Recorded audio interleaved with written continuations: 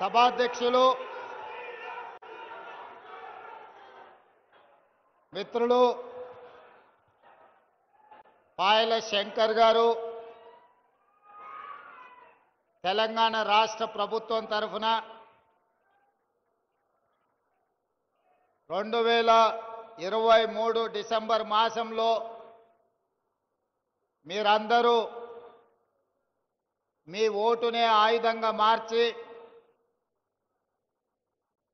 తెలంగాణ ప్రజల్ని పట్టి పీడిస్తున్న నాటి ప్రభుత్వాన్ని ఓడించి మీరండగా నిలబడి ఆశీర్వదిస్తే బాధ్యత చేపట్టి 2 సంవత్సరాలు పూర్తి చేసుకుంటున్న సందర్భంగా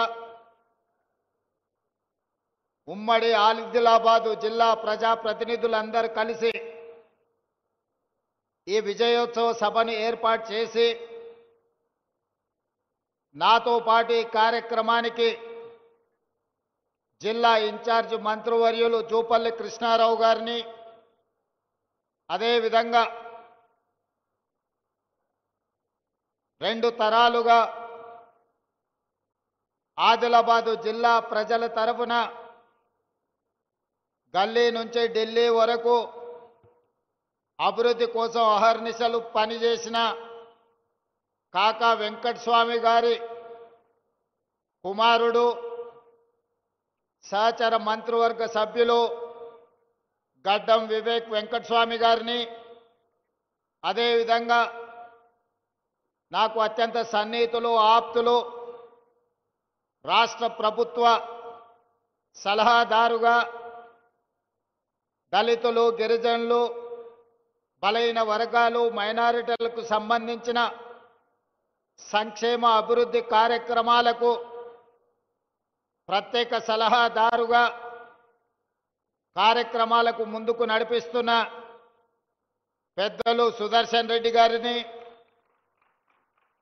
అదేవిధంగా ఆదిలాబాద్ పార్లమెంట్ సభ్యులు నగేష్ గారిని, శాసన మండలి సభ్యులు మిత్రులు విఠల్ గారిని, శాసన సభ్యులు మిత్రులు వినోద్ గారిని, వెడమ బొజ్జు గారిని, అదేవిధంగా మాజీ మంత్రివర్యులు పెద్దలు ఇంద్రకరణ్ రెడ్డి గారిని, వేణుగోపాలాచారి గారిని, వివిధ కార్పొరేషన్లకు సంబంధించిన చైర్మన్లను, ప్రభుత్వ అధికారులను, ప్రాణ సమానులైన ఆదిలాబాద్కు సంబంధించిన మా మిత్రులందరూ వేలాది మంది తరలి వచ్చి ఈ విజయోత్సవ సభను విజయవంతం చేసినందుకు మనస్ఫూర్తిగా ధన్యవాదాలు, కృతజ్ఞతలు తెలియజేస్తున్నా.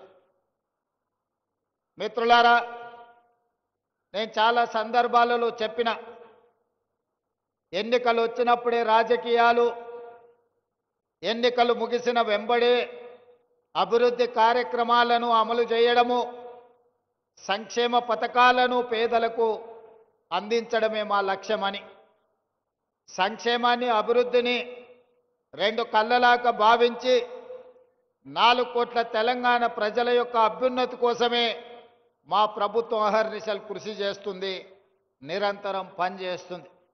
గత 2 సంవత్సరాలలో ఈడ చాలామంది చదువుకున్న యువకులు ఉన్నారు, పాత్రికేయ మిత్రులు ఉన్నారు. ఈ 2 సంవత్సరాలల్లా ఏ ఒక్క రోజైనా, 1 గంటైనా ఎప్పుడన్నా నేను సెలవు తీసుకున్నానా మీరు ఒక్కసారి ఆలోచన చెయ్యండి. చిన్న వయసులో అనుభవం తక్కువ ఉన్న వివిధ హోదాలలో జిల్లా పరిషత్ మెంబర్గా, శాసన మండలి సభ్యుడిగా, శాసన సభ్యుడిగా, పార్లమెంట్ సభ్యుడిగా, పార్టీ అధ్యక్షుడిగా చిన్న వయసులోనే దేవుడు అన్ని అవకాశాలు ఇచ్చిండు. ఏ అవకాశం వచ్చినా దేవుడిచ్చిన గొప్ప అవకాశం ఈ తెలంగాణ ప్రజల కోసం పని చెయ్యాలి, వాళ్ళ చేత గౌరవం మర్యాద పొందాలి అన్న ఆలోచనతోటి నిరంతరం నేను శ్రమ చేస్తూనే ఉన్నా. కొన్నిసార్లు మనం కష్టపడ్డ ఫలితం రాదు, కొన్నిసార్లు మన శ్రమ కొంతైనా దేవుడి సంకల్పం ఉంటే అద్భుతమైన విజయాలు సాధిస్తాం. ఈ వేదిక మీద నాకంటే గొప్ప అనుభవం ఉన్నవాళ్ళు, పరిపాలన తెలిసిన వాళ్ళు, వయసులో పెద్దవాళ్ళు ఉన్నా చిన్న వయసులోనే నాకు ఈ అవకాశం వచ్చింది అనంటే దేవుడి సంకల్పము, తెలంగాణ ప్రజల ఆశీర్వాదము 100% ఉండబట్టే ఈనాడు ఏ ఒడిదుడుకులు లేకుండా, ఎలాంటి ఆటంకాలు లేకుండా తెలంగాణ రాష్ట్రానికి 2 సంవత్సరాలు ముఖ్యమంత్రిగా పని పూర్తి చేసుకొని ఈనాడు మీ ముందుకు వచ్చి నిలబడి అత్యంత వెనుకబడిన ఆదిలాబాదు జిల్లా అభివృద్ధి కోసం ఈరోజు అభివృద్ధి పథకాలను ప్రారంభించుకోవడమే కాకుండా సంక్షేమ పథకాలను అమలు చేసుకోవాలని ఈనాడు ఈ సభ ఏర్పాటు చేసుకున్నాం. అందుకే రాజకీయాలకు అతీతంగా మిత్రుడు పాయల శంకర్, గోడెం నగేష్ గారు భారతీయ జనతా పార్టీ అయి ఉండొచ్చు. వాళ్ళను తెలంగాణ ప్రజలు మమ్మల్ని అందరినీ ఏ విధంగా ఎన్నుకున్నారో వాళ్ళను కూడా ప్రజలు ఓటేసి గెలిపించిండ్రు.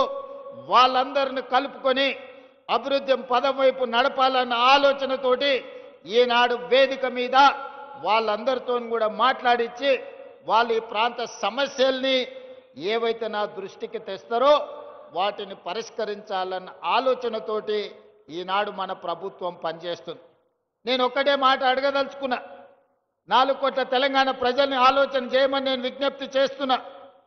ఆనాడు 10 సంవత్సరాలు ఆ ప్రభుత్వం ఉన్నప్పుడు ఏనాడైనా ప్రతిపక్షాలకు సంబంధించిన ముఖ్యమంత్రి గారి కార్యక్రమాలలో పాల్గొననిచ్చిండ్రా? ఒకవేళ ప్రతిపక్షాలు ఎవరైనా పాల్గొన్నా మాట్లాడడానికి 1 నిమిషమైన అవకాశం ఇచ్చిండ్రా? మీరు ఆలోచన చెయ్యండి. ప్రజాస్వామ్య స్ఫూర్తికి విరుద్ధంగా ఆనాడు పరిపాలన జరిగింది. అలాంటి తప్పిదాలు మళ్ళీ జరగొద్దు. ప్రతిపక్షంలో మేము ఉన్నప్పుడు సచివాలయానికి వెళ్తే వందలాది మంది పోలీసులను పెట్టి తాళ్ళు పెట్టి కట్టేసి మీరు సచివాలయానికి రానే వద్దు, మిమ్మల్ని రానియమని నన్ను, సీతక్క లాంటి వాళ్ళను తీసుకెళ్లి పోలీసులు నిర్బంధించి మా ఇంటి గేటు దగ్గర పడేసిపోయినారు. ఇప్పుడు అలాంటి పరిస్థితులు లేవు, అలాంటి పరిస్థితులు రానివ్వద్దు.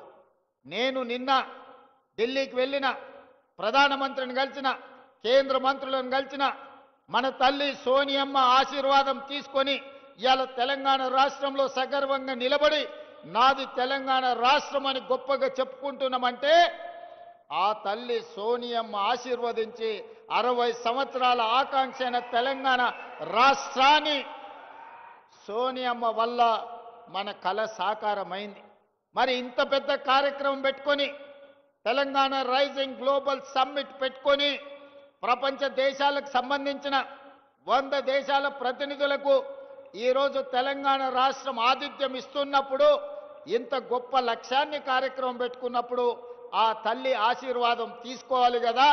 కన్న తల్లితో సమానమైన సోనియమ్మ ఆశీర్వాదం తీసుకొని ఈనాడు ఉక్కు సంకల్పంతో ఏ ఆకాంక్షల కోసం, ఏ అభివృద్ధి కోసం, ఏ సంక్షేమం కోసం సోనియా గాంధీ గారు తెలంగాణ రాష్ట్రం ఇచ్చిండ్రో ఆ తెలంగాణ రాష్ట్రాన్ని అభివృద్ధి పదం వైపు నడపడానికి, ఆ లక్ష్యం వైపు సాగడానికి సోనియమ్మ ఆశీర్వాదం తీసుకొని మల్లికార్జున్ ఖర్గే గారు, రాహుల్ గాంధీ గారు, ప్రియాంక గాంధీ గారిని కలిసి మా రాష్ట్రానికి రండి అని, అదేవిధంగా పీయూష్ గోయల్, నిర్మలా సీతారామన్ గారి నుంచి మొదలు పెడితే పెద్దలు నరేంద్ర మోడీ ప్రధానమంత్రి వరకు అందరినీ కలిసి ఆహ్వానించడం. ఇవాళ తెలంగాణ రాష్ట్రంలో 4 కోట్ల తెలంగాణ ప్రజలు పండుగ జరుపుకుంటున్నారు. సంక్షేమం, అభివృద్ధిని ముందుకు తీసుకెళ్లాలనుకుంటున్నారు. మరి అవి తీసుకెళ్లాలనుకున్నప్పుడు రాష్ట్ర కేంద్ర ప్రభుత్వాలు సహకరించుకోవాలి కదా, సమన్వయం చేసుకోవాలి కదా. మనకు అవసరమైన మన ప్రణాళికలను ప్రధానమంత్రి గారి దృష్టికి తీసుకువెళ్ళాలి కదా. పాయల శంకర్ గారు ఎమ్మెల్యేగా నా దగ్గరకు వచ్చి వరంగల్ ఎయిర్పోర్ట్ కావాలి అని అంటే వరంగల్ ఎయిర్పోర్టే కాదు ఆదిలాబాద్ ఎయిర్పోర్ట్ కూడా కట్టాలి అని పాయల శంకర్ నా దృష్టికి తీసుకొస్తే నిజమే కదా. అత్యంత వెనుకబడిన ఆదిలాబాద్కు ఎయిర్పోర్ట్ ఇస్తే ఇక్కడికి పరిశ్రమలు వస్తాయి. తెలంగాణ రాష్ట్రానికే కాదు పక్కనున్న మహారాష్ట్రకు సంబంధించిన వాళ్ళు కూడా ఇక్కడ టైగర్ రిజర్వ్ ఫారెస్ట్లు ఉన్నాయి.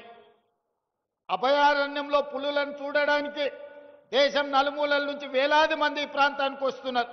వాళ్ళు రావాలంటే కష్టమవుతున్నది, మనకి ఎయిర్పోర్ట్ ఉండాలి అని ఆలోచన చేసినాం.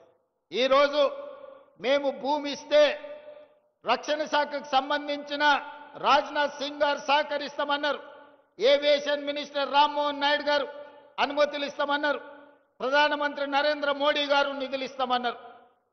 నేను కాంగ్రెస్ అయి ఉండొచ్చు, మా ప్రభుత్వం అయి ఉండొచ్చు, కానీ అభివృద్ధిలో కేంద్ర ప్రభుత్వం యొక్క సహకారం తీసుకొని ఆదిలాబాద్కు ఎయిర్పోర్టు తేవాలి అని నిన్న ఢిల్లీకి వెళ్ళి మోడీ గారితో మాట్లాడి ఈనాడు ఆదిలాబాద్లో ఈరోజు నేను ప్రకటిస్తున్నా, సంవత్సరం తిరిగే లోపల ఆదిలాబాద్లో ఎయిర్పోర్టు పనులను ప్రారంభించి ఎర్ర బస్సు రావడమే కష్టం అనుకున్న ఆదిలాబాద్లో ఎయిర్ బస్సును దించి ఇక్కడ అభివృద్ధికి పునాదులు వేసి ఇక్కడ పరిశ్రమలను తీసుకొచ్చే బాధ్యత మన ప్రభుత్వం తీసుకుంటుంది. ఇందిరమ్మ రాజ్యంలో ప్రజాపాలన చేస్తుంది అని నేను ఈ సందర్భంగా మీ అందరికీ తెలియజేస్తున్నా. మిత్రులారా, నేను పిసిసి అధ్యక్షుడిగా బాధ్యత తీసుకున్న తర్వాత 4-5 రోజుల్లోనే మొట్టమొదటి పర్యటనకు వచ్చింది ఆదిలాబాదు జిల్లా నిర్మల్ నియోజకవర్గానికి వచ్చిన నేను మొదటి కార్యక్రమాన్ని ఆదిలాబాద్ నుంచే ప్రారంభించిన. మొదటి బహిరంగ సభ దళిత గిరిజన దండోర కార్యక్రమాన్ని ఇంద్రవల్లిలో పెట్టి మిత్రులు ప్రేమ్ సాగర్ రావు గారు బాధ్యత తీసుకొని ఆనాడు పెద్ద ఎత్తున దళిత గిరిజన దండోర, దళితుల కోసం, గిరిజనుల కోసం, ఆదివాసీల హక్కుల కోసం పోరాటానికి పౌరుషానికి మారు పేరైన కొమరం భీముడి స్ఫూర్తితో రామ్జీ గోండును ఆదర్శంగా తీసుకొని ఈ ఆదిలాబాదు గడ్డ మీద నుంచే ఆనాటి ప్రభుత్వం మీద పోరాటాన్ని ప్రకటించినాం. ఆ ఇంద్రవెల్లి స్ఫూర్తిగా 40 సంవత్సరాల పైగా ఆనాడు హక్కుల కోసం ఇంద్రవెల్లి ఆదివాసీలు పోరాటం చేసి ఎంతో మంది నేల కొరిగినరు. వాళ్ళందరినీ, వాళ్ళ కుటుంబాలను గుర్తిస్తాం, ఆదుకుంటామని చెప్పి అదే విధంగా ఇంద్రవెల్లి అమరవీరుల స్తూపాన్ని పర్యాటక కేంద్రంగా ప్రకటిస్తామని ఆనాడు ప్రకటించడం జరిగింది. ప్రభుత్వం వచ్చిన తర్వాత మొదటి సంతకం ఇంద్రవెల్లి అమరుల స్తూపాన్ని పర్యాటక కేంద్రంగా ప్రకటించడమే కాకుండా ఆ కుటుంబాలకు ఇందిరమ్మ ఇండ్లు కట్టుకోవడానికి, నష్ట పరిహారం ఇవ్వడానికి ఆనాటి అమరులను మన ప్రభుత్వం ఆదుకున్నది. అదే కాకుండా ఆనాడు ప్రేమ్ సాగర్ రావు గారు అన్నారు, మీ పాలమూరు జిల్లాను ఎట్లయితే అభివృద్ధి చేసుకుంటావో మా ఆదిలాబాదును కూడా మీరు దత్తత తీసుకోవాలి, ఆదిలాబాదును అభివృద్ధి చేయాలని మిత్రులు ఆనాడు చెప్పడం జరిగింది. నేను ఈరోజు ఈ వేదిక మీద నుంచి స్పష్టంగా ఆదిలాబాదు బిడ్డలకే కాదు 4 కోట్ల తెలంగాణ ప్రజలకు నేను చెప్పదలుచుకున్నా, 100% అత్యంత వెనుకబడిన ఆదిలాబాదు జిల్లాను అభివృద్ధి చేసే బాధ్యత రాష్ట్ర ముఖ్యమంత్రిగా నేను తీసుకుంటా. రాబోయే 2 నెలల్లో ప్రత్యేకమైన ప్రణాళికలు తీసుకొని ఇక్కడికే వచ్చి ఎంపీ నగేష్ గారు చెప్పినట్టు ప్రతి నియోజకవర్గానికి ఉమ్మడి ఆదిలాబాదు జిల్లా యొక్క అభివృద్ధికి సంబంధించి సమీక్ష సమావేశాలు, కలెక్టర్లను, వివిధ శాఖల అధికారులను అక్కడికే పిలిపించి రోజు మొత్తం సమీక్ష చేసి మీ సమస్యలకు పరిష్కారం చూపించి మీ అభివృద్ధి పనులకు నిధులను మంజూరు చేసే బాధ్యత నేను తీసుకుంటా. మళ్ళీ తొందరలోనే ఆదిలాబాద్కు వచ్చి అభివృద్ధి మీద సమీక్ష చేస్తా. అదేవిధంగా సాగునీరు, ఆనాడు ప్రాణహిత చేవెళ్ల ప్రాజెక్టు 2007-8లో డాక్టర్ వైఎస్ రాజశేఖర రెడ్డి గారు తుమ్మిడేటి నుంచి మొదలుపెట్టి చేవెళ్ల వరకు 16 లక్షల ఎకరాలు 38,500 కోట్ల రూపాయలతో పనులను ప్రారంభించాడు. దానికి కాక వెంకటస్వామి గారు డాక్టర్ బాబాసాహెబ్ అంబేద్కర్ గారి పేరు పెట్టాలి, ఆదిలాబాద్కు నీళ్లు ఇవ్వాలని ఆనాడు కాక వెంకటస్వామి గారు ప్రయత్నం చేస్తే వైఎస్ రాజశేఖర రెడ్డి గారు డాక్టర్ బాబాసాహెబ్ అంబేద్కర్ ప్రాణహిత చేవెళ్ల ప్రాజెక్టును పనులు ప్రారంభించడమే కాకుండా ఆదిలాబాద్కు నీళ్లు ఇవ్వాలి అని వందలాది కోట్ల రూపాయలు ఖర్చు పెట్టి ప్రాంతంలో పనులు చేసిండ్రు. కానీ తెలంగాణ రాష్ట్రం వస్తే ఈ ప్రాజెక్టులు వేగంగా పనులు అవుతాయి, మీకు నీళ్లు వస్తాయని మేము అనుకున్నాం. పాపం ఒక పెద్దాయన రూపంలో మీకు దయ్యమై పట్టిండు, మీ ప్రాజెక్టును కాలగర్భంలో కలిపిండు. ఆయన ఉద్దేశమేందో దురుద్దేశమేందో నాకు తెలియదు. పేరు మార్చిండు, ఊరు మార్చిండు, అంచనాలు మార్చిండు. పేరు కాళేశ్వరమైంది, ఊరు ఇంకెక్కడికో పోయింది. అంచనాలు 1,50,000 కోట్లయినాయి. 10 ఏళ్ళు తిరిగే లోపల 1,00,000 కోట్లు ఖర్చు పెట్టిండు. కాళేశ్వరం కడితే 3 ఏళ్లలోనే కూలేశ్వరం అయిపోయి కూలిపోయింది. ఆదిలాబాద్కు మాత్రం చుక్క నీరు రాలే. ఆయన ఇంట్లో కనక వర్షం కురిసింది తప్ప మన భూముల్లో, బీడు భూముల్లో చుక్క నీరు రాలే. అందుకే ఇవాళ ఈ వేదిక మీద నుంచి స్పష్టంగా మీ అందరికి మాట ఇవ్వదలుచుకున్న మిత్రులు నగేష్ గారికి, శంకర్ గారికి కూడా విజ్ఞప్తి చేస్తున్నా. ఆనాడు ఉమ్మడి రాష్ట్రంలో 148 మీటర్ల ఎత్తుకు అనుమతి ఇచ్చిండ్రు. కానీ ఆనాటి ప్రభుత్వం 152 మీటర్ల ఎత్తుకు అనుమతిస్తే ఆదిలాబాద్లో పెద్ద ఎత్తున సాగునీరు అందించవచ్చని ప్రణాళికలు ఉన్నాయి. దానికి కొంత మహారాష్ట్ర ప్రభుత్వం అభ్యంతరం పెట్టింది. ఆ తర్వాతి కాలంలో 150 మీటర్లకు అనుమతి ఇవ్వడానికి సూత్రప్రాయంగా మహారాష్ట్ర ప్రభుత్వం ఒప్పుకున్నది. కానీ తెలంగాణ ప్రభుత్వమే ఆనాడు పెడచెవిన పెట్టింది. తుమ్మిడేటి దగ్గర ఉండాల్సిన ప్రాజెక్టు తరలిపోయి చిన్న కాళేశ్వరం, మేడిగడ్డ, అన్నారం, సుందిళ్ల పేరు మీద ఎక్కడికో కిందికి తరలిపోయింది. కరీంనగర్ జిల్లాలో నిర్మాణం జరిగింది. అదైనా మంచిగా జరిగిందా అంటే 1,00,000 కోట్లు ఈరోజు గోదావరి పాలైపోయినాయి, గోదావరిలో కొట్టుకపోయినాయి. పాపం ఊరికే పోదు అన్నట్టు ఈరోజు ఎన్ని బాధలు పడుతుర్రో సూరు. సొమ్ము వచ్చిన తర్వాత సొంత పిల్లలే కత్తులతో పొడుచుకుంటారు.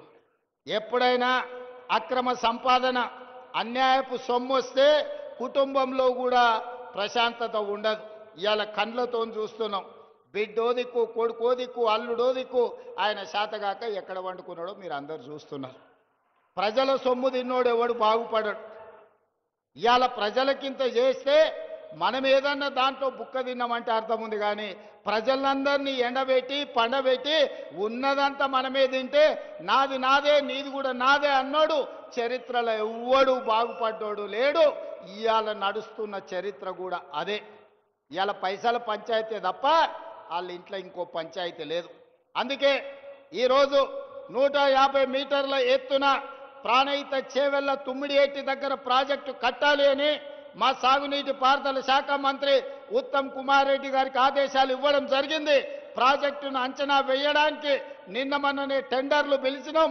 దీనికి సంబంధించి తొందరలోనే ఆదిలాబాద్ జిల్లా వ్యవసాయ భూములకు మీ గోదావరి జలాలను తరలించి ప్రతి ఎకరాకు నీళ్లు ఇవ్వాలి అన్న లక్ష్యంతో తుమ్మిడియేటి దగ్గర ప్రాణహిత చేవెళ్ల ప్రాజెక్టును మళ్ళీ కడతాం.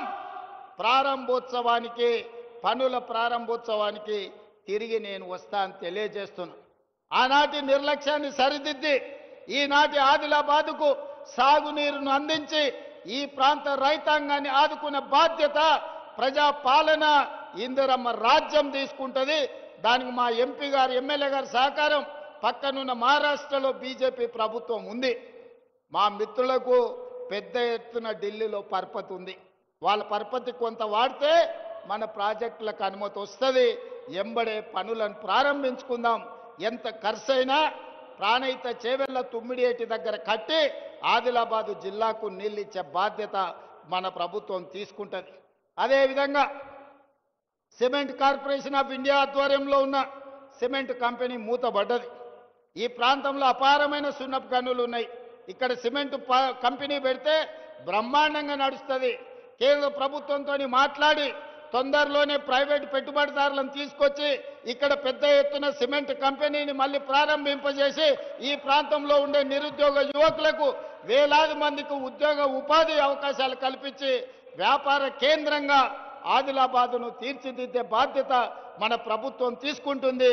మీకు సిమెంట్ పరిశ్రమను ప్రారంభించే విధంగా మన ప్రభుత్వం చర్యలు చేపడుతుంది.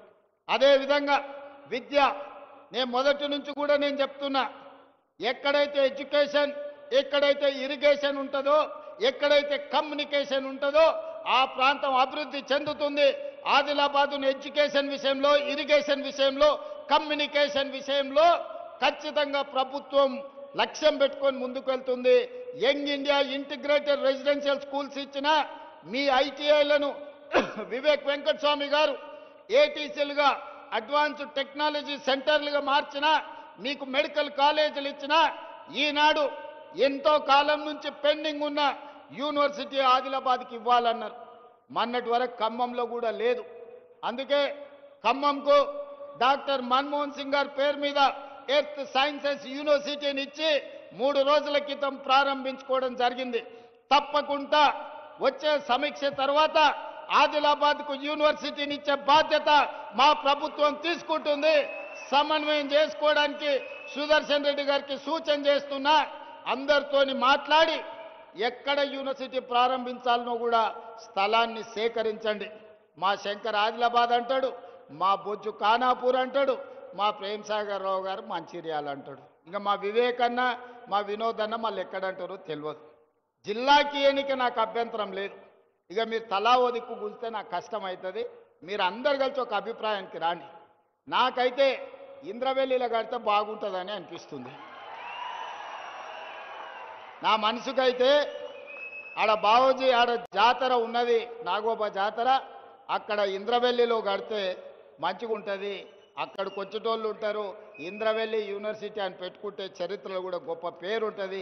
కొమరం భీముడు పేరు పెట్టుకుంటే ఇంకా గొప్పగా ఉంటుంది. మరి మీరందరూ, ఇది నా సూచన మాత్రమే, నా నిర్ణయం కాదు. ఇక మళ్ళీ ముఖ్యమంత్రి గారు నిర్ణయం తీసుకున్నాక మళ్ళీ మమ్మల్ని ఎందుకు అడుగుతున్నారు అని అంటారు ఎవరన్నా. నేను సూచనే చేస్తున్నా. మీరు అందరూ కూర్చొని ఒక కొలిక్కి రాండి. ఆదిలాబాద్కు యూనివర్సిటీ ఇచ్చే బాధ్యత నాది. అనుమతించేది నేను, కానీ ఎక్కడ పెట్టుకోవాలనేది ఇక మీరే కూర్చొని మాట్లాడుకోరా. మళ్ళీ ఆ పంచాయతీలకు మాత్రం నన్ను లాగకండి. మీకు యూనివర్సిటీ ఇచ్చి మన పిల్లల్ని చదువుకునేటట్టు, చదువుకున్న వాళ్ళకు ఉద్యోగాలు ఇప్పించే బాధ్యత నాది. అదేవిధంగా తెలంగాణ ఉద్యమం అంటేనే నిరుద్యోగ సమస్య. నీళ్లు నిధులు నియామకాలు అన్నారు. మరి నియామకాలు ఎవరికి వచ్చినాయో మీకు తెలుసు. వాళ్ళ ఇంట్లో ఎంతమందికి ఉద్యోగాలు వచ్చినాయో తెలంగాణ వచ్చినాక మీరే చూసారు, నాకంటే ఎక్కువ. మరి ప్రజలకు రాలే. అందుకే 10 ఏళ్ళు ఖాళీలుగా ఉన్న ఉద్యోగాలను భర్తీ చేయాలని వచ్చిన సంవత్సరం నుంచే, వచ్చిన రోజు నుంచే మొదలుపెట్టి సంవత్సరం తిరిగే లోపల తెలంగాణ రాష్ట్ర ప్రభుత్వంలో 60,000 ఉద్యోగ నియామకాలు చేపట్టి ఎల్బీ స్టేడియంలోనే ప్రజల సాక్షిగా 61,000 మందికి నియామక పత్రాలు ఇచ్చినాం. గ్రూప్ 1లో మనం ఉద్యోగాలు ఇస్తే 15 ఏళ్ల నాటి ప్రభుత్వం నియామకాలు చేపట్టలే. నేను ప్రక్షాళన చేసి తెలంగాణ పబ్లిక్ సర్వీస్ కమిషన్ పెద్ద ఎత్తున పారదర్శకంగా పరీక్షలు నిర్వహించి 563 మంది గ్రూప్ 1 అధికారులను ఆనాడు సెలెక్ట్ చేస్తే కోట్ల రూపాయలు ఇచ్చి కొనుక్కున్నారని పేదోళ్ళ పిల్లల్ని, వాళ్ళ చదువులను వాళ్ళని అవమానించారు. అందుకే కోర్టుకెళ్ళి తప్పుడు ఆరోపణలు కొట్టేపిచ్చి ఈరోజు 562 మంది గ్రూప్ 1 అధికారులను తెలంగాణను అభివృద్ధి చేయడానికి, తెలంగాణ పునర్నిర్మాణంలో భాగస్వాములు చేయడానికి వాళ్ళకు ఉద్యోగాలు ఇచ్చినాం. గ్రూప్ 2లో దాదాపుగా 785 మందికి ఉద్యోగ నియామక పత్రాలు ఇచ్చినాం.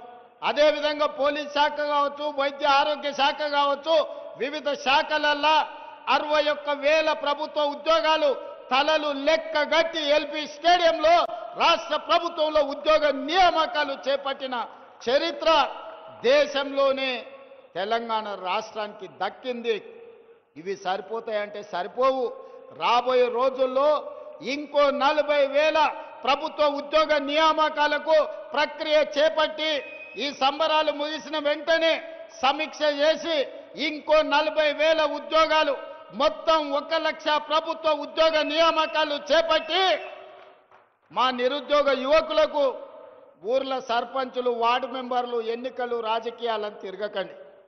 పోటీ పరీక్షలకు తయారు కాండి.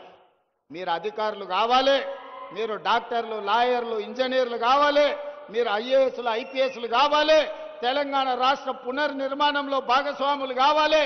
అప్పుడే మీ అన్న రేవంత్ అన్న సంతోషంగా ఉంటాడు. మా యువకులు చదువుకొని తెలంగాణ రాష్ట్రానికే కాదు దేశ స్థాయిలో ఐఏఎస్లు, ఐపీఎస్లై ఏ రాష్ట్రానికి పోయినా నాది తెలంగాణ, నేను తెలంగాణ నుంచి ఐఏఎస్ అయి మధ్యప్రదేశ్, మహారాష్ట్ర, రాజస్థాన్, గుజరాత్ ప్రతి రాష్ట్రంలో మన పిల్లలు ఐఏఎస్లు, ఐపీఎస్లు కావాలన్నదే నా లక్ష్యం. అందుకే బాగా చదువుకోండి. మీకు స్కాలర్షిప్లు ఇచ్చే బాధ్యత, మీకు చదువుకోవడానికి పాఠశాలల నుంచి యూనివర్సిటీల వరకు ఇచ్చే బాధ్యత, మిమ్మల్ని ప్రోత్సహించే బాధ్యత ఈ ప్రభుత్వం తీసుకుంటుంది.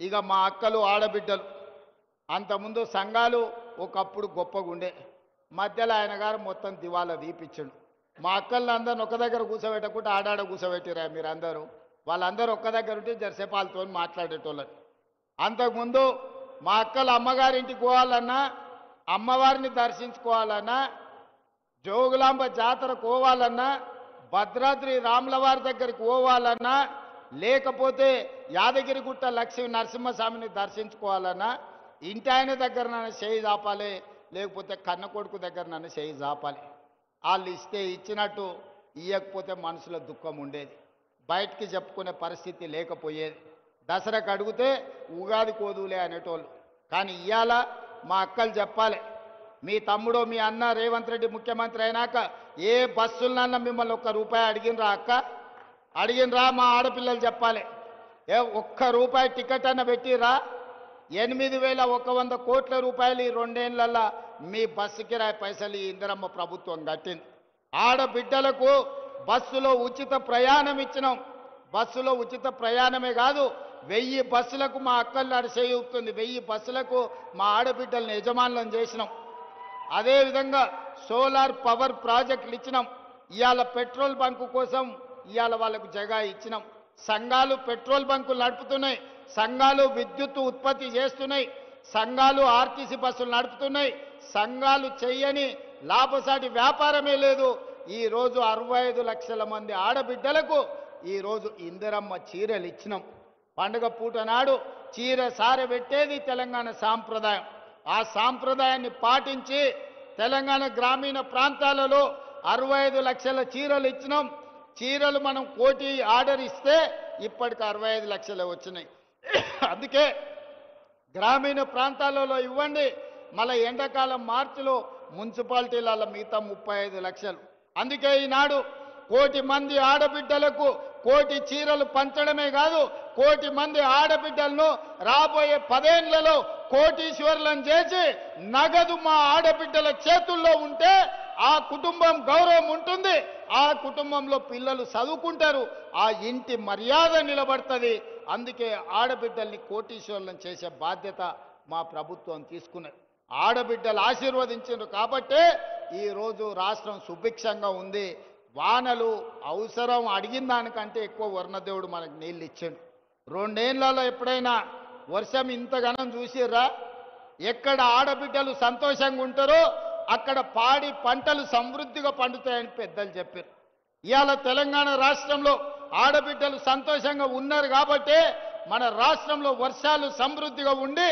ఈరోజు పంటలు పండుతున్నాయి దేశంలోనే వరి పంట మొదటి స్థానంలో తెలంగాణ రాష్ట్రం నిలబడ్డది పండించిన పంట నాడు ఊరేసుకుంటే ఊరేసుకున్నట్టే ఆయన అన్నాడు చివరి గింజ వరకు నేను కొంటాను సన్న వడ్లు పండించండి 500 బోనస్ ఇస్తాని ఇవాళ రైతులు పండించిన సన్న వడ్లకు ₹500 బోనస్ ఇచ్చినాం మరి ఆ సన్న వడ్లు ఎక్కడికి పోయినాయి దొడ్డు బియ్యంతో తినలేక పశువులకు దాన పెడుతుంటే ఇవాళ సన్న బియ్యం ఇస్తే మా అక్కలు మా చెల్లెళ్ళు మా అమ్మలు కన్న పిల్లలకు బుక్కెడు బువ్వ ఈరోజు సన్న బియ్యంతో తినిపించుకుంటున్నారంటే రైతులు పండించిన సన్న వడ్లు బియ్యంగా మార్చి పేదోళ్ళకు పంచినాం 3,10,00,000 మంది ఇవాళ తెలంగాణ రాష్ట్ర ప్రభుత్వం అందిస్తున్న సన్న బియ్యం అందుకుంటున్నారు 3,10,00,000 మంది ఇవాళ ప్రభుత్వం అందించే సన్న బియ్యంతో బువ్వ తింటున్నారు ఇంతకంటే సంతోషం ఏమన్నా ఉంటుందా మీరు ఒక్కసారి ఆలోచన చేయండి అందుకే ఇవాళ మా ఆడబిడ్డలను అన్ని రకాలుగా గౌరవించాలి అన్ని రకాలుగా అవకాశాలు ఇవ్వాలి ఆడబిడ్డల్ని సంతోషంగా ఉంచాలి మా నిరుద్యోగ యువకులకు ఉద్యోగాలు ఇవ్వాలి మా రైతులు పండించిన పంటకు గిట్టుబాటు ధర ఇవ్వాలి ప్రతి పంట ప్రతి గింజ కొనాలి అని ఇంతకుముందే మా శంకర్ చెప్పిండు సోయాబీన్ కొనాలి జొన్నలు కొనాలి మిగతావి కూడా కొనాలి తప్పకుండా వాటికి సంబంధించి ఆలోచన చేస్తాం ఇంకా మావాడు నకల్ చిట్టీలు అందిస్తూనే ఉన్నారు రా నాయన ఇదో పెద్ద కష్టమే ఉంది చూస్తా ఈ అన్నిటినీ తప్పకుండా పరిశీలిస్తాం ఈ కొరాట చెనాక ప్రాజెక్టు గురించి కూడా ఇప్పుడు ఎలక్షన్ కోడ్ ఉండి ఇయ్యలే చిన్న చిన్న పనులు పెండింగ్ ఉన్నాయి తప్పకుండా తొందరలోనే ఆ ప్రాజెక్టు పనులు పూర్తి చేసి ప్రారంభించుకొని జాతికి అంకితం చేస్తాం వీకర్ సెక్షన్స్ కు సంబంధించిన కాలనీ గురించి చెప్తా ఉన్నాడు అదేందో కలెక్టర్ గారికి వేదిక మీద నుంచి ఆదేశాలు ఇస్తున్న ఇన్ఛార్జ్ మంత్రి గారు సమీక్ష చేసి ఈ విషయాన్ని కూడా నా దగ్గరికి తీసుకురా అన్నాడు. జర్నలిస్టు మిత్రుల గురించి కూడా మా ఎమ్మెల్యే గారు చెప్తున్నారు, దాన్ని కూడా ఏం సంగతో ఒక్కసారి మీరు చూడండి. అందుకే ఇవాళ మీరందరూ పెద్ద ఎత్తున వచ్చి ఈ ప్రభుత్వాన్ని ఆశీర్వదించరు. చివరగా ఒక్క మాట చెప్పదలుచుకున్నా, సర్పంచ్ ఎన్నికలు జరుగుతున్నాయి గ్రామాలలో. నోరు మంచిదైతే ఊరు మంచిది అంటారు. నోరు మంచిది మంత్రులతోని కలిసి పనిచేసేటోళ్ళని సర్పంచులుగా చేసుకోరు. ఊర్లలో వాళ్ళ వీళ్ళకి పంచాయతీలు పెట్టేటోళ్ళను జుట్లు ముడేసి తాకులాట పెట్టేటోళ్ళను మీరు సర్పంచులుగా ఎన్నుకుంటారంటే ఊరు ఆగమవుతుంది, ఊరు అభివృద్ధి ఆగిపోతుంది. అందుకే ఈడికొచ్చిన మిత్రులందరికీ, వేదిక మీద ఉన్న పెద్దలందరికీ పంచాయతీలు తగ్గించండి, ఏకగ్రీవంగా వీలైతే ప్రజలందరిని ఒప్పించి చేసుకోండి. ఎన్నికలల్లో అడ్డగోలుగా ఖర్చు పెట్టకరి, ఎందుకంటే మళ్ళీ మీకు మీరు పెట్టిన ఖర్చు అంతా కూడా ఆదాయం రాదు. ఈరోజు నిధులు ఇస్తాం, గ్రామాలను అభివృద్ధి చేసుకోండి. గ్రామాలను అభివృద్ధి చేసుకోవాలంటే సమన్వయం చేసుకొని ముందుకు వెళ్ళాలి. ఎట్లయితే ఈరోజు మేము కేంద్ర ప్రభుత్వం పెద్దల దగ్గరికి వెళ్ళి కూర్చొని మాట్లాడి తెచ్చుకుంటున్నామో, సర్పంచులు కూడా మంత్రుల దగ్గరకు పోయి కూర్చొని మీ గ్రామాల అభివృద్ధి కోసం నిధులు తెచ్చుకునేటోళ్ళని పెట్టండి. లేకుండా రోజు పంచాయతీ పెట్టేటోని పెడితే ఇక అది లేనిపోని తలకాయ నొప్పి అవుతుంది, ఆదిలాబాద్ అభివృద్ధి ఆగిపోతుంది. అందుకే మా అక్కలకు, మా చెల్లెళ్లకు, మా రైతులకు అందరికి ఒకటే విజ్ఞప్తి, సర్పంచ్ ఎన్నికలల్లా మంచోని ఎందుకోండి. ఒకవేళ బుద్ధిమంతుడని మీరు సర్దిగాడితే వాడు పోయి బొడ్రాయి కాడ కూర్చొని ఫోన్ చేసి మళ్ళొచ్చి ఇంకేం పెడతావు అని అడిగిందంటే నిండా మునుగుతారు. మంచోన్ని చేసుకోరి సర్పంచులుగా. నిధులు ఇచ్చే బాధ్యత నాది, అభివృద్ధి చేసే బాధ్యత నాది, మిమ్మల్ని ఆదుకునే బాధ్యత ఈ ప్రభుత్వాన్ని. మీరందరూ మంచి సర్పంచులను ఎన్నుకోండి, మంచిగా ఆదిలాబాదును అభివృద్ధి చేసుకోండి. మీ సాగునీటి ప్రాజెక్టులు కానీ, మీ విద్యాలయాలు కానీ, మీ పరిశ్రమలు కానీ, మీ ఎయిర్పోర్టు కానీ, ఈ ప్రాంతానికి సంబంధించిన అన్ని పనుల మీద ప్రత్యేకమైన దృష్టి పెడతా, సమన్వయం చేసుకుంటా. జూపల్లి కృష్ణారావు గారు, పెద్దలు సుదర్శన్ రెడ్డి గారు ప్రతి క్షణం ఆదిలాబాదు జిల్లా నాయకత్వంతో సమన్వయం చేసుకొని తప్పకుండా ఆదిలాబాదును ఆదర్శంగా నిలబెట్టి రాష్ట్రంలోనే అభివృద్ధి చెందిన మొదటి జిల్లాగా, అదేవిధంగా మొదటి జిల్లాగా మేము తప్పకుండా అభివృద్ధి చేస్తాం. పొలాలకు రోడ్లు అడుగుతున్నాడు, రోడ్లు అంచనాలు వేసి శంకర్కి ఇస్తాం. మోడీ గారి దగ్గర నుంచి నిధులు తెమ్మనాల్సిందిగా కోరుకుంటూ మీ అందరి దగ్గర మీరందరూ పెద్ద ఎత్తున చప్పట్లు కొట్టండి, మిగతా జిల్లాలకు వినిపించాలి. ఆదిలాబాదు జిల్లా ప్రజలు ఎంత క్రమశిక్షణతోటి, ఎంత గౌరవంగా, ఎంత మంచిగా కార్యక్రమాన్ని నిర్వహించిండ్రో, ఇప్పటికి జరిగిన అన్ని కార్యక్రమాలల్లో గొప్పగా ఆదిలాబాదు జిల్లాలోనే జరిగింది. మిమ్మల్ని ఆదర్శంగా తీసుకొని మిగతా జిల్లా ప్రజా ప్రతినిధులు, ప్రజలు, రైతులు, మహిళలు, యువకులు, నిరుద్యోగులందరూ మంచి కార్యక్రమాలు చేయాల్సిందిగా తొందరలోనే మళ్ళీ వస్తా, మీకు నిధులు ఇస్తా, ఆదిలాబాదును అభివృద్ధి చేస్తా అని మీ అందరి దగ్గర సెలవు తీసుకుంటున్నా.